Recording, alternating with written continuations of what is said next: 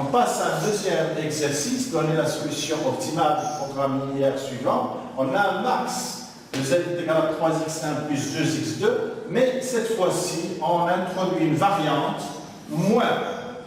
Qu'est-ce qui se passe lorsque le coefficient de la variable x2 est affecté par un signe négatif? Donc, lorsqu'on a un signe négatif, il y aura pensé à ce que le signe, ça va changer, il y aura un changement de signe dans la contrainte, la première contrainte. Ici, pour x2, la deuxième contrainte, le signe il est positif.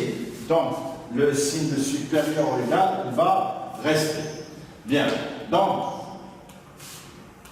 je disais, ici, le signe moins, il va affecter ce signe inférieur ou égal. Donc, pour la première droite, D1, au lieu d'avoir inférieur, on va avoir supérieur ou égal. Faites très attention, mes chères étudiantes et étudiants, au coefficient de x2. Dans ce cas-là, ici, puisqu'il y a un changement supérieur, la deuxième, ça ne change pas, la deuxième droite, et par conséquent, je donne 2 à x1, x2 est égal à 1, 2 moins 1, ça fait 1, je donne à x1, 1, donc x2 égale à 0. Voici mes deux premiers points pour tracer la droite.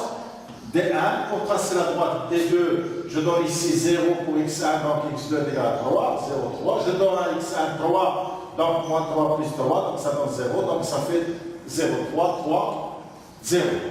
Et par conséquent, pour D1, on monte sur la pente et on a supérieur ou égal. Puisque je monte sur la pente, où est-ce qu'il est supérieur? Le supérieur, c'est ce qui est au-dessus de mes pieds, ça veut dire cette partie-là. Et la deuxième, D2, supérieur, je descends la pente, donc celui qui est supérieur, c'est cette partie-là. Et bien sûr, il y a des contraintes de non-négativité pour x1, non-négativité pour x2. Donc, la seule partie, le domaine des solutions réalisables, c'est la partie supérieure. Donc, ce qu'on remarque ici, c'est que le domaine des solutions réalisables n'est pas borné. Et économiquement parlant, il s'agit d'un marché qui est très profitable. Il suffit que je mette les moyens que j'investisse et je réalise un profit autant que je veux. Ça, c'est théoriquement. Dans la pratique, lorsqu'un marché est juteux, lorsqu'un marché est profitable, il attire des entrants potentiels. Il y a des entrants potentiels. Il y a ceux qui rentrent pour réaliser des profits. Et plus il y a d'entrants, et plus les profits diminuent, et plus le domaine des solutions réalisables qui est au début non borné, il devient borné, et il y aura, et le profit, le domaine des solutions est borné. Là, il n'est pas borné.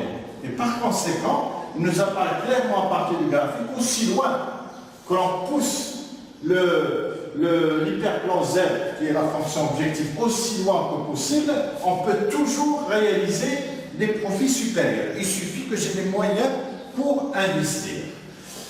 Et tant qu'il n'y a pas de programme optimal fini, il n'y a pas de programme optimal fini. Donc, je disais tout à l'heure, pour déterminer ce domaine des solutions réalisables, soit je monte, c'est supérieur, soit je descends, et la partie supérieure est celle-là.